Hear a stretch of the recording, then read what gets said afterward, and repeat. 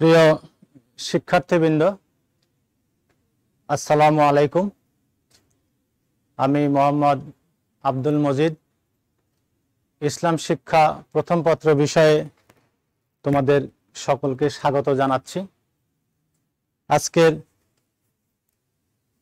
বিষয় এটা এখানে রাখি, ইসলাম শিক্ষা প্রথম পত্র, এবং এই পাঠের শিরোনাম দর্শন ও রসায়ন শাস্ত্রে মুসলিম মনীষীদের অবদান। এটি ইংরেজিতে যদি আমরা বলি তাহলে এরকমটা হয় যে contribution of Muslim scholars in philosophy and chemistry, এটি ইংরেজিতে হয়। তো শিক্ষার্থী বন্ধুরা, আজকে আমাদের এই পাঠ শেষে আশা করছি তোমরা দর্শন এবং রসায়নে আমাদের মুসলিমদের কি ধরনের অবদান ছিল সেই সম্পর্কে তোমরা বলতে পারবে, এবং বলতে পারলেই এই ক্লাসটা সার্থক হবে বলে আমি মনে করছি। দর্শন শাস্ত্রে মুসলিম মনীষীদের অবদান। তো আগেই দেখে আসি যে দর্শন কি। দর্শন কি দেখো, এই যে এখানে লেখাটা অস্পষ্ট হলেও দর্শন কি, এটি জীবন ও জগতের প্রকৃত সত্য ঘটনা উদ্ঘাটনের বুদ্ধিভিত্তিক প্রচেষ্টার নাম হলো দর্শন। জীবন ও জগতের প্রকৃত সত্য ঘটনা উদ্ঘাটনের বুদ্ধিভিত্তিক প্রচেষ্টার নামই হলো দর্শন। কুরআন মজিদ থেকে এ দর্শন উৎপত্তি লাভ করে। আল্লাহ তাআলা এবং তার রাসূল সাল্লাল্লাহু আলাইহি ওয়াসাল্লাম এর উৎসাহে মুসলিম চিন্তাবিদগণ মুক্ত ও নির্মোহ দর্শন আলোচনায় আত্মনিয়োগ করেন এবং তাদের নিরলস প্রচেষ্টা এবং গবেষণালব্ধ যে জ্ঞান, সেটি আজ আমরা আমাদের কাছে পৌঁছানোর ফলে নিজেরা নিজেদেরকে আলোকিত করতে পারছি এবং আজকের দিনে তোমাদের সাথে শেয়ারও করতে পারছি, আলহামদুলিল্লাহ। এই যে দর্শন, এই দর্শন শাস্ত্রে ইমাম গাজ্জালি, যাকে আমরা ইমাম গাজ্জালি নামেও অনেক সময় বলে থাকি, আল কিন্দি, আল ফারাবি, ইবনে সিনা, ইবনে সিনা এই নামটা আমরা দর্শনের ক্ষেত্রে কম শুনে থাকি। এটি বেশিরভাগ ক্ষেত্রে আমরা শুনি হলো চিকিৎসা বিদ্যায় ইবনে সিনার অবদান। অর্থাৎ চিকিৎসা বিদ্যায় ইবনে সিনার অবদানটা ছিল উল্লেখ করার মতো, এবং বলা যায় যে ওনার যত অবদান ছিল তার থেকে অর্ধেকের বেশি বা 12 আনা ধরে নেওয়া যায় যে চিকিৎসা বিদ্যায় উনি পারদর্শিতা দেখিয়েছেন এবং চিকিৎসা বিজ্ঞানের প্রদর্শক, বা বলা যায় যে তিনি চিকিৎসা বিদ্যার একজন অন্যতম বিখ্যাত ব্যক্তিত্ব, যাকে বাদ দিয়ে চিকিৎসা শাস্ত্র কল্পনাই করা যায় না। আমরা এই বিষয়টি অন্য পাঠে আলোচনায় নিয়ে আসব। আজকে ইবনে সিনা তিনি দর্শনে কি রকম অবদান রেখেছিলেন সেই বিষয়টিও আলোচনা করব। আরবদের নিকট দর্শন শাস্ত্র ছিল মানুষের বুদ্ধিবৃত্তি ছেড়ে নিরূপণ সাপেক্ষ বস্তু ও যথার্থ রূপ বিশ্লেষণের সত্যিকার জ্ঞান। এটি পিকে হিট্টি তার এক বাণীতে বলেছেন। তো দর্শনের ক্ষেত্রে মুসলমানগণ ছিলেন ইউরোপীয়দের পুরোধা। আলফ্রেড ও গৈলম বলেন, আরবগণ প্রাচ্য জ্ঞানের অগ্নিশিখা অনন্তকালের জন্য নির্বাপনকারী মঙ্গলদের মতো বর্বর হলে ইউরোপের পুনর্জাগরণ আরো শতাধিক বছর বিলম্বিত হতো।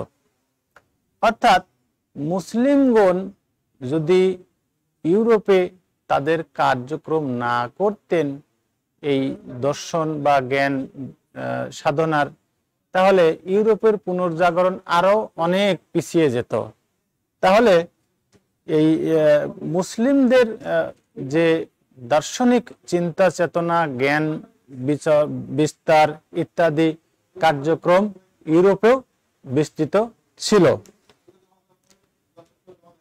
সৃষ্টিকর্তা ও স্রষ্টা জীব সম্পর্কে ইসলামের একটি নিজস্ব দর্শন আছে। ইতিহাসের অন্যান্য জাতির ন্যায় মুসলিমগণও যুগ যুগ ধরে এক বিশেষ পদ্ধতিতে তাদের নিজস্ব জীবন দর্শন প্রণয়নের চেষ্টায় নিয়ে যেতেছিলেন। তাহলে দর্শন বলতে বোঝায় সত্যে উপনীত হবার যৌক্তিক পদ্ধতি, অর্থাৎ দর্শন মানুষকে প্রকৃত পথে পরিচালিত করে সত্যে উপনীত হতে সাহায্য করে। সৃষ্টিকর্তার উদ্দেশ্যে পরিচালিত হওয়ার জন্য বিশ্ব প্রকৃতির চর্চাকেই দর্শন বলে। এ সংজ্ঞা অনুযায়ী ইসলামী দর্শনই প্রকৃত দর্শন। সৃষ্টিকর্তা আল্লাহকে জানবার জন্য প্রকৃতি ও সৃষ্টি সম্পর্কে ব্যাপক জ্ঞান লাভই ইসলামী দর্শনের মুখ্য উদ্দেশ্য। ইসলামী দর্শনের মূল ভিত্তি হলো কোরআন ও আল হাদিস। সৃষ্টির শ্রেষ্ঠ জীব হলো মানুষ এবং জ্ঞান অনুসন্ধান করা মানুষের অন্যতম প্রধান কর্তব্য। জ্ঞানের জন্যই মানুষ ফেরেশতা হতে ঊর্ধ্বে এবং পৃথিবীতে আল্লাহর প্রতিনিধি। যেমনটি তিনি আল কোরআনে উল্লেখ করেছেন, ইন্নী জাইলুন ফিল আরদে খলিফা, আমি পৃথিবীতে আমার প্রতিনিধি প্রেরণ করতে চাই। ফেরেশতাদের সামনে এই ধরনের একটা প্রস্তাব পেশ করে ফেরেশতারা যদিও এই প্রতিনিধি প্রেরণ করার ক্ষেত্রে আপত্তি জানিয়েছিলেন, সবশেষে আল্লাহ তাআলা তাদেরকে বলেছিলেন যে ইন্নী আ'লামু মা লা তা'লামুন, অর্থাৎ আমি যা জানি তোমরা তা জানো না। এই যে প্রতিনিধি প্রেরণ করব, এই প্রতিনিধি তারা পৃথিবীতে গিয়ে আমার গুণগান করবে, আমার তাসবিহ পাঠ করবে এবং আমার ইবাদত বন্দেগী করবে।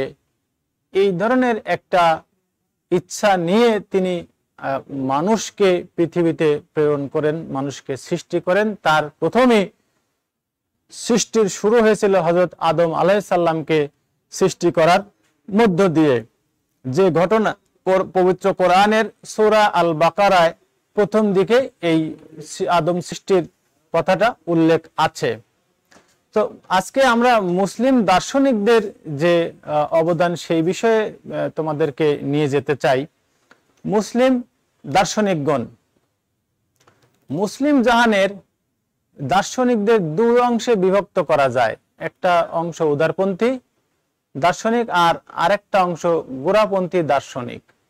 কোরআন অপেক্ষা গ্রিক দর্শনের দ্বারা যারা অধিকতর প্রভাবিত হয়েছিলেন তারা উদারপন্থী বা অ্যারিস্টটলীয় দার্শনিক নামে পরিচিত। এ দলে আছেন আল কিন্দি, আল ফারাবি, ইবনে সিনা, ইবনে রুশদ, ইবনে তুফাইল প্রমুখ দার্শনিকগণ। তাহলে দর্শন, এই যে দর্শন শাস্ত্র, এটি যারা গবেষণায় আত্মনিয়োগ করেছিলেন সেই সকল দার্শনিকগণ দুটি অংশে বিভক্ত ছিলেন। এক দল উদারপন্থী আর এক দল গোড়াপন্থী।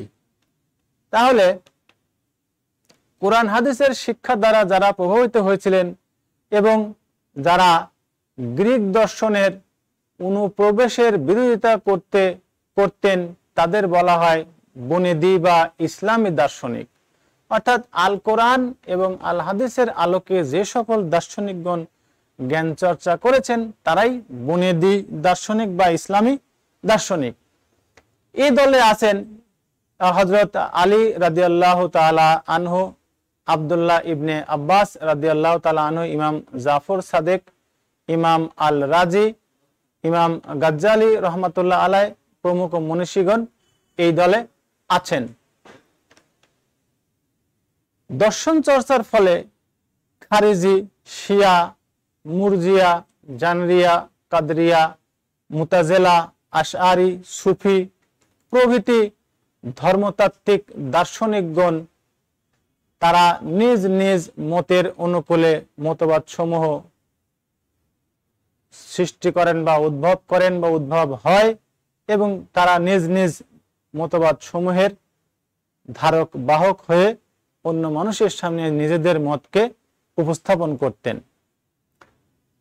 এসব মতবাদ বিশ্ব দর্শনকে, দর্শন শাস্ত্রকে দারুণ প্রভাবিত ও সমৃদ্ধ করে। অর্থাৎ মানুষেরা দর্শন চর্চা করতে গিয়ে জ্ঞানের অনেক গভীরে প্রবেশ করে যান। সেই গভীরে প্রবেশ করার ফলে আজকের দিনে আমরা যে সকল সম্প্রদায়কে দেখতে পাই, যেমন শিয়া, মুরজিয়া, কাদরিয়া, মুতাজিলা, আশারি, চিশতি, এরকম অনেকগুলো মতাবলম্বী ভক্তবৃন্দকে দেখতে পাই। এগুলো দর্শনের অধিক চিন্তা চেতনারই ফসল। আমরা ছবিতে দেখতে পাচ্ছি আল কিন্দি। আল কিন্দি উনি একজন বড় মাপের দার্শনিক। এই যে এখানে তাকে দেখানো হয়েছে, Al Kindi father of Arab philosophy, অর্থাৎ আরবদের যে দর্শন, সেই দর্শনে উনি ছিলেন জনক। তো আল কিন্দি তিনি 813 খ্রিস্টাব্দ থেকে 873 খ্রিস্টাব্দ পর্যন্ত জীবনকাল পেয়েছিলেন। তার নাম আবু ইউসুফ ইয়াকুব বিন ইউসুফ আল কিন্দি। তার যুগের শ্রেষ্ঠ চিন্তাবিদ ও সর্বশ্রেষ্ঠ দার্শনিক ছিলেন এই আল কিন্দি। তিনি আব্বাসীয় খলিফাদের অনুবাদ কর্মকর্তা হিসেবে অ্যারিস্টটলের ধর্মতত্ত্ব আরবিতে অনুবাদ করেন। আর এই সকল কারণেই তাকে আরব জাতির দার্শনিক বলা হতো। আল কিন্দি তিনি ছিলেন একজন অসাধারণ ব্যক্তিত্ব।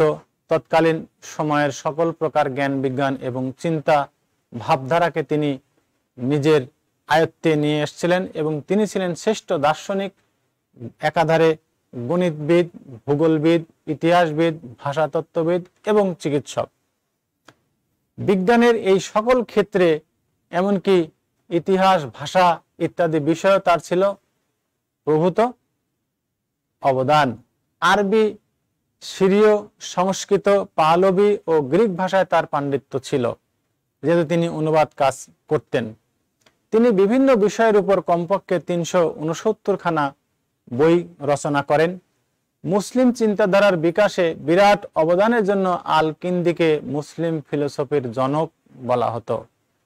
আমরা ছবিতে যেমনটি দেখতে পেলাম, ফাদার অফ আরব ফিলোসফি, এখানে তাকে দেখানো হয়েছে মুসলিম ফিলোসফির জনক হিসেবে। এই আল কিন্দি তিনি দর্শনের ক্ষেত্রে একজন মুসলিম হিসেবে যে ধরনের অবদান রেখেছেন সেটি ভাষায় প্রকাশ করার নয়। এরপরে আমরা যে ছবিটি দেখতে পাচ্ছি শিক্ষার্থীবৃন্দ, এই ছবিটির এই মহান ব্যক্তির নাম ইবনে সিনা। তিনি 980 খ্রিস্টাব্দ থেকে 1037 খ্রিস্টাব্দ পর্যন্ত জীবনকাল অতিবাহিত করেছেন। তার নাম আবু আলী আল হুসাইন ইবনে আবদুল্লাহ ইবনে সিনা, যাকে আমরা চিকিৎসা জগতে একজন পুরোধা হিসেবে জানি, ইবনে সিনা। এবং আমাদের দেশে বা দেশের বাইরে ইবনে সিনা নামে চিকিৎসা সংক্রান্ত অনেক প্রতিষ্ঠানও আছে, যেগুলো আমরা এই মহান ব্যক্তির নামে নামকরণ করে হয়তোবা তার প্রতি এক ধরনের কৃতজ্ঞতা প্রকাশ বলা যায় আর কি। তো তিনি আবিসিনা নামে অধিক পরিচিত। ইবনে সিনা অসামান্য প্রতিভাশালী ব্যক্তিত্ব ছিলেন এবং তিনি ছিলেন একাধারে দার্শনিক, গণিতবিদ, ভাষাতত্ত্ববিদ এবং চিকিৎসক ও কবি। একের ভিতর অনেক গুণের সমাহার ছিল এই ইবনে সিনার মধ্যে। ইবনে সিনার জীবন স্রোত অসংখ্য ঘাত প্রতিঘাতের মধ্য দিয়ে প্রবাহিত হয়েছিল। এ বৈচিত্র্যময় কষ্টকর জীবন সত্ত্বেও তিনি সর্বদাই জ্ঞানের অন্বেষণ করেছেন। তার রচিত 125টি গ্রন্থ রয়েছে, যেগুলো আজকের জ্ঞান পিপাসুদের জন্য পথ প্রদর্শক হিসেবে কাজ করছে। তার শ্রেষ্ঠ অবদান হলো শিফা ও কানুন। এই যে শিফা ও কানুন, এটি চিকিৎসা শাস্ত্রের মাদার গ্রন্থ হিসেবে আমরা জানি। এই দুটি গ্রন্থের রচয়িতা হিসেবে তিনি অমর হয়ে থাকবেন। ইবনে সিনা, তিনি ছিলেন বহুমুখী প্রতিভার অধিকারী। তাকে অনতিক্রম্য শেখ বা দার্শনিকদের যুবরাজ বলা হতো। দার্শনিকদের যুবরাজ, অর্থাৎ দর্শনের এই ক্ষেত্রে তিনি এত উল্লেখযোগ্য অবদান রেখেছিলেন যে তাকে এই দার্শনিকদের যুবরাজ হিসেবে আখ্যা দেওয়া হতো। আমরা হয়তো প্রশ্নে তোমাদেরকে চাইতে পারি, সেটা এমসিকিউ প্রশ্নে হোক বা ছোট প্রশ্নে হোক, দার্শনিকদের যুবরাজ কাকে বলা হয়, এরকমটি হয়তো প্রশ্ন হতেও পারে। প্রাচ্য ও পাশ্চাত্যে বহু শতাব্দী যাবৎ দার্শনিক ও চিকিৎসক হিসেবে তার সুখ্যাতি ছিল। ইবনে সিনার রচনাবলী চিকিৎসক, দার্শনিক, বিজ্ঞানী, রাজনীতিক, এমনকি ধর্মতত্ত্ববিদরাও পাঠ করতেন। সকল ধরনের স্কলার ব্যক্তিগণ তাকে অনুসরণ করতেন। মুসলিম প্রাচ্যে একমাত্র ইমাম গাজ্জালী রহমাতুল্লাহ আলাইহি ছাড়া অন্য কারো রচনাবলী এত অধিক পঠিত হয়নি। তাহলে শিক্ষার্থী বন্ধুরা বুঝতেই পারছ তার অভিজ্ঞতার ঝুলি কত সমৃদ্ধ এবং ভারী। আমরা আরেকজন বিখ্যাত মুসলিম ব্যক্তিত্বের ছবি দেখতে পাচ্ছি। এনার নাম আল ফারাবি। 870 খ্রিস্টাব্দ থেকে 950 খ্রিস্টাব্দ পর্যন্ত তিনি জীবনকাল পার করেছেন। এই আল ফারাবি, তার নাম আবু নসর আল ফারাবি। তিনি ছিলেন আল কিন্দি প্রতিষ্ঠিত ফলাসিফা গোষ্ঠীর শ্রেষ্ঠতম মৌলিক চিন্তাবিদ। ফলাসিফা বলতে ফিলোসফি, এই যে এখানে যে শব্দটা আমরা দেখছি আর কি, ফালাসিফা, এটা ফিলোসফি ইংরেজিতে, আরবিতে ফালাসিফা এরকম উচ্চারণ হয়। তো গোষ্ঠীর অন্যতম মৌলিক চিন্তাবিদ তিনি ছিলেন। যুক্তিবিদ্যা ও অ্যারিস্টটলের দর্শনে বিশেষ অবদানের কারণে তাকে দ্বিতীয় অ্যারিস্টটল এবং আল মুআল্লিমুস সানি, আল মুআল্লিমুস সানি অর্থ দ্বিতীয় শিক্ষক। তো মুআল্লিমুল আউয়াল প্রথম শিক্ষক আর মুআল্লিমুস সানি দ্বিতীয় শিক্ষক। ইরাবা, মাঘালিত, খাতাবা, মাকুলাত, আল শের, তাফসির, বোরহান ইত্যাদি গ্রন্থগুলো তার বিখ্যাত রচনাগুলোর মধ্যে অন্যতম ছিল। এরপরে আমরা পর্দায় দেখতে পাচ্ছি একজন বিখ্যাত দার্শনিকের নাম। তিনি মুসলিম দার্শনিক ইমাম আল গাজ্জালি, যাকে আমরা ইমাম গাজ্জালি হিসেবেও উচ্চারণ করে থাকি, নাম বলে থাকি। তিনি 1058 খ্রিস্টাব্দ থেকে 1111 খ্রিস্টাব্দ পর্যন্ত সময়কাল অতিবাহিত করেছেন এবং মুসলিম দর্শনে সর্বাধিক গুরুত্বপূর্ণ দার্শনিক ছিলেন ইমাম আবু হামিদ মুহাম্মদ বিন আলী আল গাজ্জালি। তিনি ধর্মান্ধতার অবসান করেন এবং তার চেনায় সুফিবাদ ইসলামের অভিন্ন মতবাদ হিসেবে স্বীকৃতি লাভ করে। তার চেতনায়, তার চিন্তায় এই ধরনের একটি জ্ঞান মানুষের মাঝে পৌঁছে যায়, যে কারণে তিনি ধর্মান্ধতার অবসান করতে সক্ষম হয়েছিলেন। ইসলামী ভাবধারায় অনুপ্রাণিত হয়ে যে সমস্ত দার্শনিকগণ সঠিকভাবে ইসলামকে বুঝতে ও রূপ দিতে চেষ্টা করেছিলেন, ইমাম গাজ্জালি তাদের অন্যতম। তো প্রথম জীবনে তিনি আশআরি মতবাদের প্রবক্তা থাকলেও পরবর্তী জীবনে সুফি মতবাদকেই সত্যিকার পথ বলে গ্রহণ করেন। তো শিক্ষার্থীবৃন্দ, সুফি মতবাদ এই বিষয়টা নিয়ে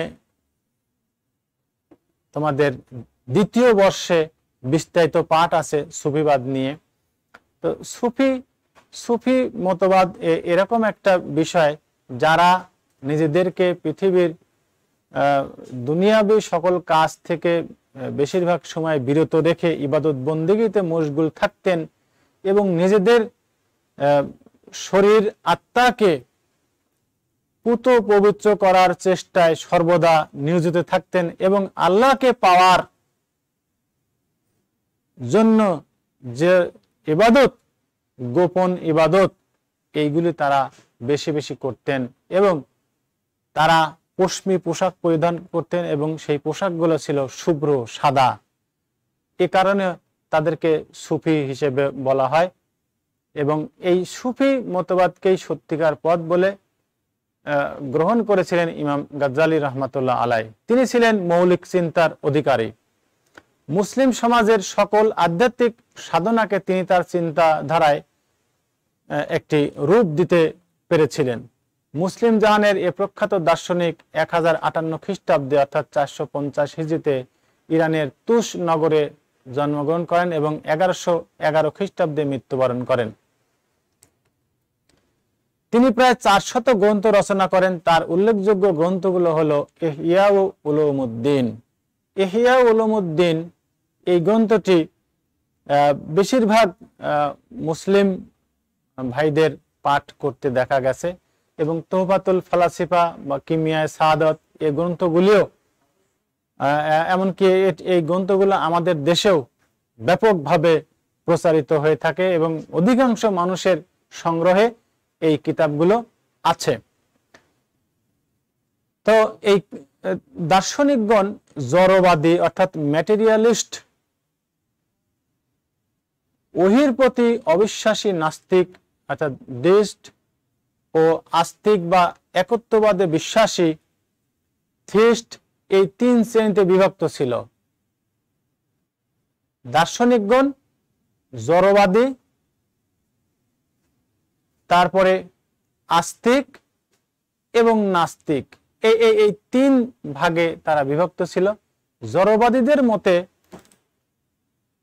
জড়বাদীদের মতে বস্তু চিরন্তন এবং তা যান্ত্রিক পদ্ধতিতে সহজাত নিয়মেই পরিচালিত হচ্ছে।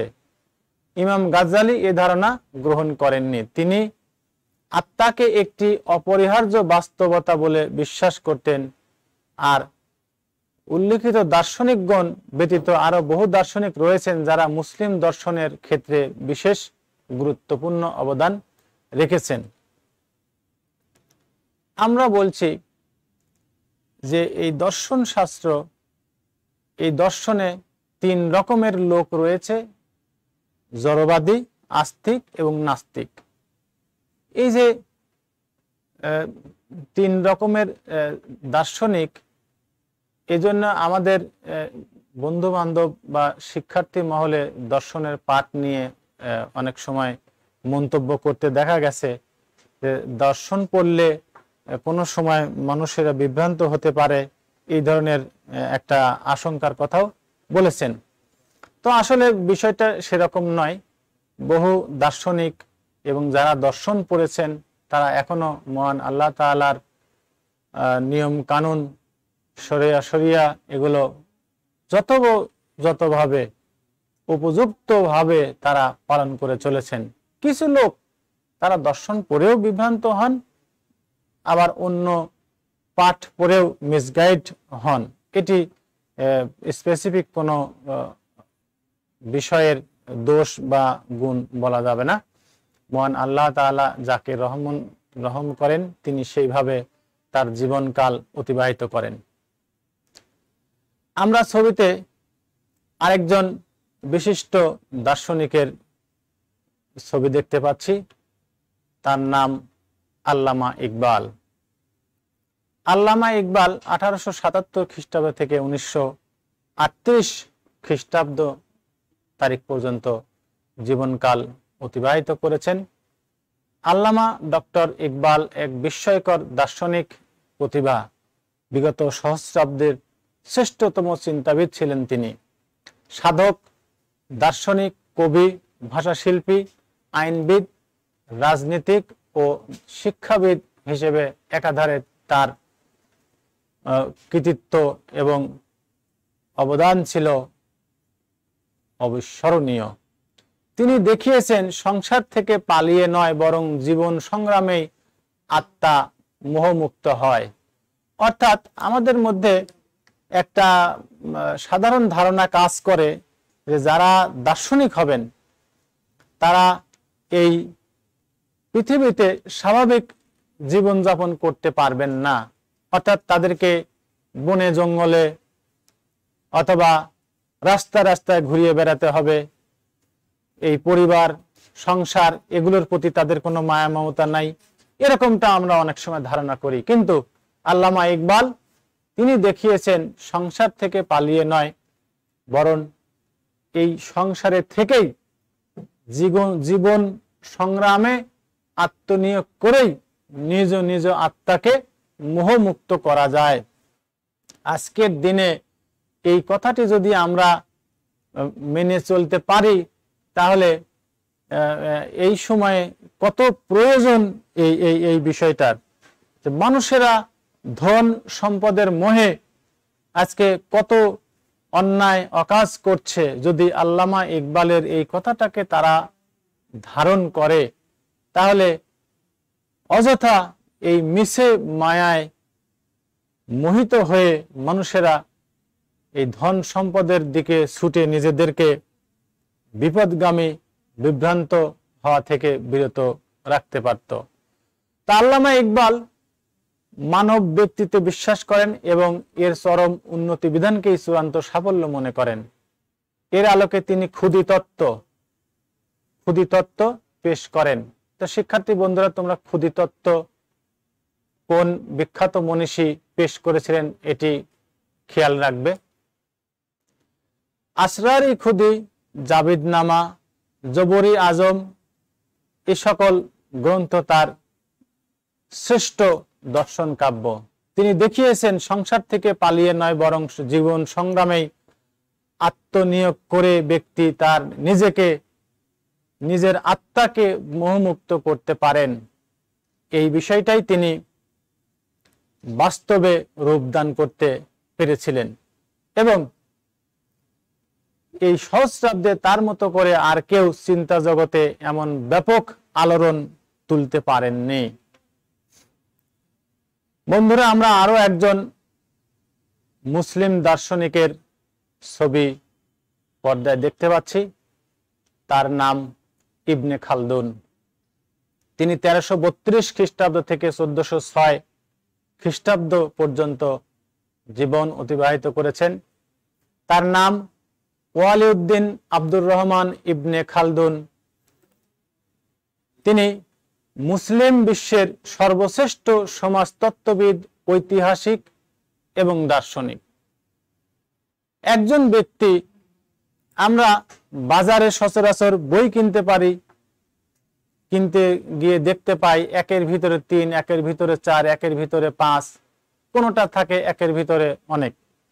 তো এই যে একজন ব্যক্তি, তিনি একাধারে সমাজতত্ত্ববিদ, ঐতিহাসিক, দার্শনিক, কখনো আরো অনেকগুলো বিশেষণ তার ঝুলিতে জমা হয়।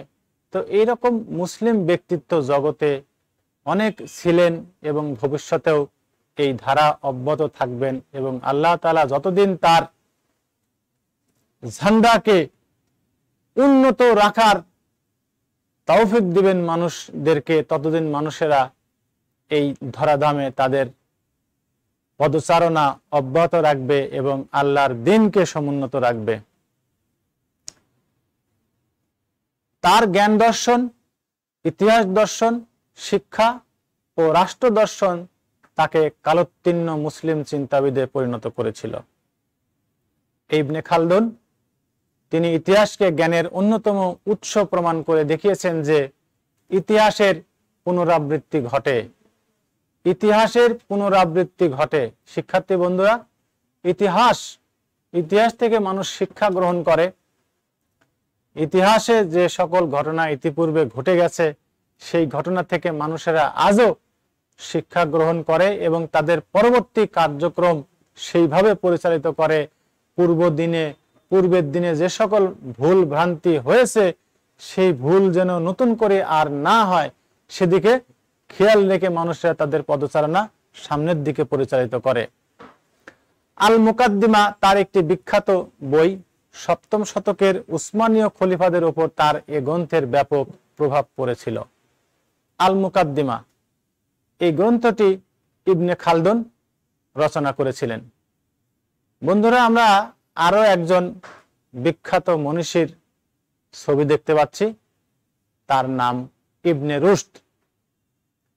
1126 খ্রিস্টাব্দ থেকে 1198 খ্রিস্টাব্দ পর্যন্ত তিনি এই ধরাধামে মুসলিম বিশ্বে জ্ঞানের বেসাতি নিয়ে ঘুরে বেরিয়েছেন।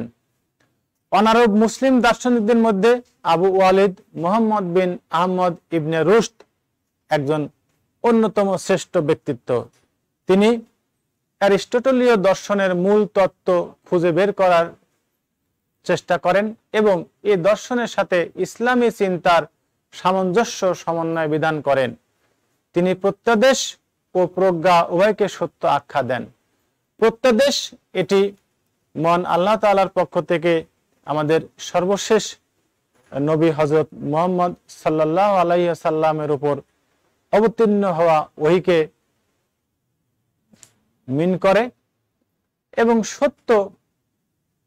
সত্য বাস্তবতা যে বিষয়, এই দুটিকেই তিনি সত্য আখ্যা দেন এবং ধর্ম ও দর্শনকে অভিন্ন বিষয় মনে করেন।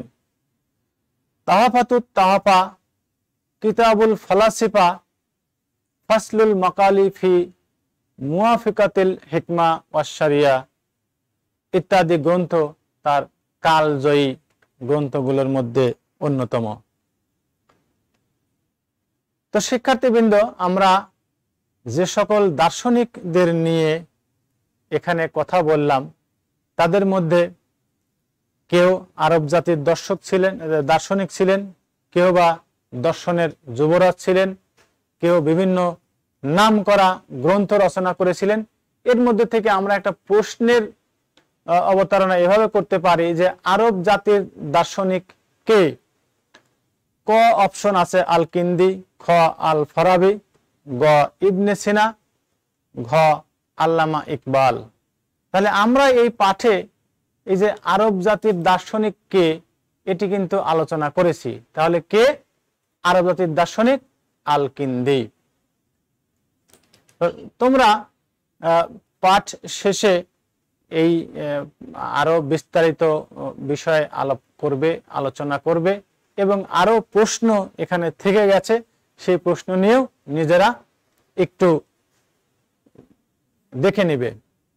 পরের প্রশ্ন দেখো, আল মুআল্লিমুস সানি কার উপাধি? অর্থাৎ মুআল্লিমুস সানি অর্থ দ্বিতীয় শিক্ষক। আমি কিন্তু তোমাদের আগেই এই বিষয়ে ব্যাখ্যা দিয়েছিলাম যে দ্বিতীয় শিক্ষক কাকে বলছে? ইবনে রুশদ, ইবনে খালদুন, ইমাম গাজালি, আল ফারাবি। কে? আল ফারাবি। আল মুআল্লিমুস সানি এই উপাধি ছিল আল ফারাবি, বিশিষ্ট দার্শনিক, তার উপাধি ছিল আল মুআল্লিমুস সানি। তো এবার তোমরা একটু খেয়াল রাখবে। তো শিক্ষার্থীবৃন্দ, আমরা এখন চলে যাচ্ছি পাঠের দ্বিতীয় অংশে, অর্থাৎ রসায়ন শাস্ত্রে মুসলমানদের অবদান। রসায়ন, ইতিহাস, ভূগোল, চিকিৎসা শাস্ত্র, জ্যোতির্বিদ্যা, গণিত শাস্ত্রের পর মুসলমানগণ রসায়ন শাস্ত্রে তাদের মৌলিক অবদান রেখে গেছেন। রসায়ন বা কেমিস্ট্রি, এই কেমিস্ট্রি শব্দটা শুধু বিজ্ঞানের ক্ষেত্রেই নয়, আজকের দিনে বিভিন্ন ডায়ালগে বিভিন্ন কথার সাথে এই কেমিস্ট্রি শব্দের ব্যবহার আমরা লক্ষ্য করি। অনেক সময় নাটক, সিনেমার ডায়ালগেও এই কেমিস্ট্রি কথা উঠে আসে। তো কেমিস্ট্রিটা কি? তো রসায়ন শাস্ত্র বা আলকেমি বা আলকেম হতে জন্মলাভ করেছে। এর উন্নতির জন্য মুসলমানদের অবদান অতুলনীয়। পৃথিবীর জ্ঞানাগারে তাদের সর্বশ্রেষ্ঠ অবদান হচ্ছে বৈজ্ঞানিক তথ্য সংগ্রহ এবং বৈজ্ঞানিক সূত্র ও পদ্ধতির উন্নতি বিধান। হ্যামবেন্টের মতে আধুনিক রসায়ন শাস্ত্র মুসলমানদের উদ্ভাবন এবং এ বিষয়ে তাদের কৃতিত্ব অতুলনীয় রূপে চিত্তাকর্ষক। মুসলমানগণ প্রাচীন রসায়নের অসারতা প্রমাণ করেন। তারা সীসা, পারদ, রৌপ্য, তাম্র ও স্বর্ণের রাসায়নিক সাদৃশ্য সন্ধান করেন। দেখো শিক্ষার্থী বন্ধুরা, আজকে আমরা যে স্বর্ণের গহনা আমাদের পরিবার সদস্য যারা মহিলা সদস্য আছেন, মেয়েরা পরিধান করে, এই স্বর্ণের রাসায়নিক বিক্রিয়ার ফলেই স্বর্ণের এই রূপ লাভ করেছে। অর্থাৎ স্বর্ণে খাদ আছে কিনা সেটিও এই রসায়নের যে কার্যক্রম সেটির মাধ্যমেই প্রমাণ করা যায়। তারা ধাতুর সাথে অম্লজান মিশ্রণ অর্থাৎ অক্সিডাইজেশন ও হিসেব নিরূপণের রাসায়নিক পদ্ধতি সম্পর্কে অবহিত ছিলেন। মুসলমানগণ পৃথিবীকে প্রথম পাতন, পরিশ্রবণ ও শস্যকরণের শিক্ষা দান করেন এবং এই মুসলিম স্পেনেই রসায়ন শাস্ত্রে প্রথম প্রতিষ্ঠিত হয়েছিল। তাহলে এই রসায়ন শাস্ত্রে একজন বিখ্যাত উজ্জ্বল নক্ষত্র, তার নাম জাবের ইবনে হাইয়ান। ছবিতে আমরা যার অবয়ব দেখতে পাচ্ছি, এই মহান ব্যক্তিত্ব জাবের ইবনে হাইয়ান, তিনি একজন মুসলিম এবং রসায়ন শাস্ত্রে তার যে অবদান সেটি কোনোভাবেই অস্বীকার করার নয়। সারা বিশ্বব্যাপী তিনি যে রসায়নের উদ্ভব ঘটিয়েছিলেন সেটি আজ মানুষেরা গবেষণা করেও শেষ করতে পারছে না। জাবের বিন হাইয়ান, যাকে পাশ্চাত্যে জেবের নামে পরিচিত বা মানুষেরা জেবের নামে জেনে থাকেন, তিনি আধুনিক রসায়নের জনক। এই মহান ব্যক্তিত্ব 776 খ্রিস্টাব্দে কুফায় জন্মগ্রহণ করেন। তিনি প্রাচীন রসায়নবিদদের তুলনায় অধিক মাত্রায় পরীক্ষার গুরুত্ব স্বীকার করে রসায়ন শাস্ত্রের সূত্র ব্যবহার করে বিশেষ উন্নতি সাধন করেছিলেন। 14দশ শতাব্দীর পরে তার রচনাবলী ইউরোপ ও এশিয়া এই দুই অঞ্চলে রসায়ন শাস্ত্রের নির্ভরযোগ্য আলোচনা হিসেবে ব্যাপক প্রভাব বিস্তার করে। তিনি রসায়ন শাস্ত্রের উপর প্রায় 500 গ্রন্থ রচনা করেন। তাহলে দেখতেই পাচ্ছ শিক্ষার্থীরা যে এই মহান ব্যক্তিত্ব রসায়নের উপরে তার কত দখল এবং রসায়নকে তিনি কত সমৃদ্ধ করেছেন। প্রায় 500 গ্রন্থ রচনা করেছেন এই জাবের বিন হাইয়ান। তার এই সমস্ত গ্রন্থের মধ্যে কিতাব আর রহমা বা কৃপার পুস্তক, রহমান আমরা যে আরবি শব্দ পাঠ করে থাকি, রহিম, রহমান, সেই রহমা অর্থ কৃপার পুস্তক। কিতাব আল তাজমি, আল জিবাক, ধাস, সার্কি, এই সকল কিতাব উল্লেখযোগ্য। তিনি রসায়ন শাস্ত্রের দুটি মূল সূত্র অর্থাৎ ভস্মীকরণ ও লঘুকরণকে বৈজ্ঞানিক নিয়মে আলোচনা করেন। ভস্মীকরণ ও লঘুকরণ। তিনি বাষ্পীকরণ, ঊর্ধ্বপাতন, দ্রবীকরণ, স্ফটিকীকরণ প্রভৃতি পদ্ধতির উন্নতি সাধন করেছিলেন। আর তিনি প্রথম ক্ষার, অ্যাসিড, গন্ধক, দ্রাবক, জল দ্রাবক, রৌপ্য ক্ষার এবং অন্যান্য যৌগিক সূত্র আবিষ্কার করেন। তিনি স্বর্ণ, রৌপ্য দ্রবীভূত করার উপযোগী অর্থাৎ যেটিকে আমরা ধাতু দ্রাবক উৎপাদন পদ্ধতি হিসেবে জানি, এটিও তার অবদান। তাকে নিরপেক্ষ ও গতিবিজ্ঞানের পুরোধা বলা হয়। এ সকল কারণে জাবির ইবনে হাইয়ান ইতিহাসে মুসলিমদের যে একজন প্রতিনিধিত্বকারী বিশিষ্ট দার্শনিক, বিশিষ্ট রসায়নবিদ, এটি বলার অপেক্ষা রাখে না।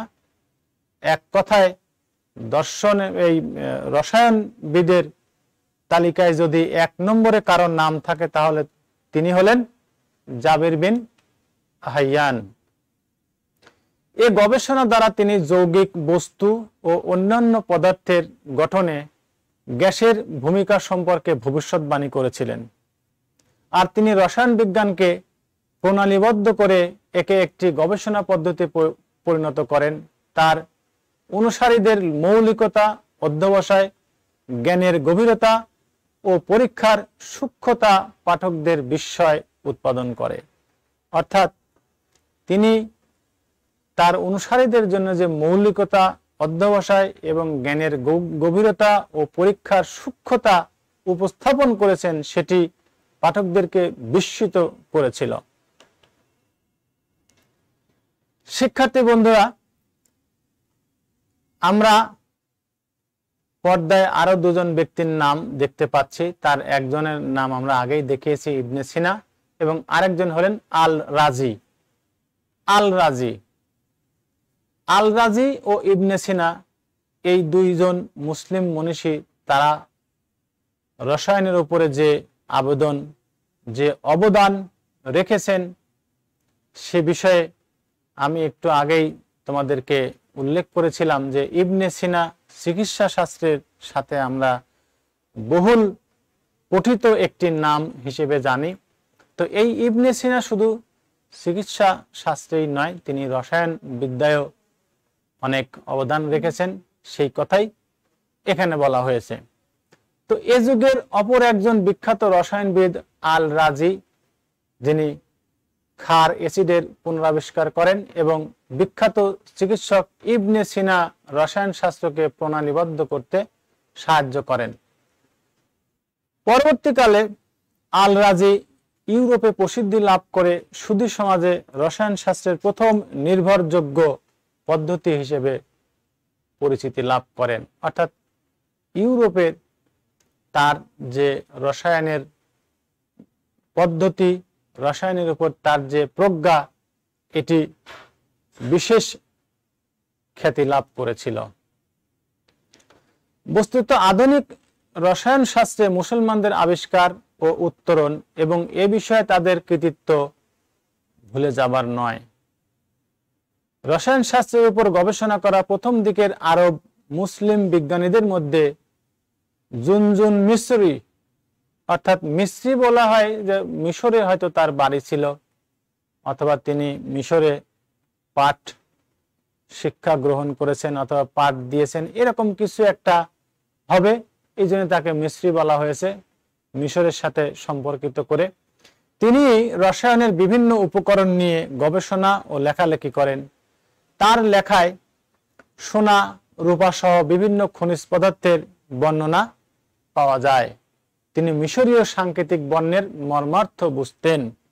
সাংকেতিক বর্ণ, আজকের দিনে আমরা এই যে সাংবাদিক ভাইয়েরা আছেন, তারা 60 মুদ্রাক্ষরিক, অর্থাৎ তাদের সাংবাদিকদের একটি সংকেত আছে, এই 60 লিপি, সেটি সাধারণ মানুষের বেশিরভাগই জানেন না, বুঝতে পারেন না। এটি সাংবাদিকগণ, তারা ব্যক্তি যত জোরেই কথা বলুন না কেন, তারা সাংকেতিকে তারা এই কথাগুলোকে নোট করে নেন, এটা একটা সংকেত।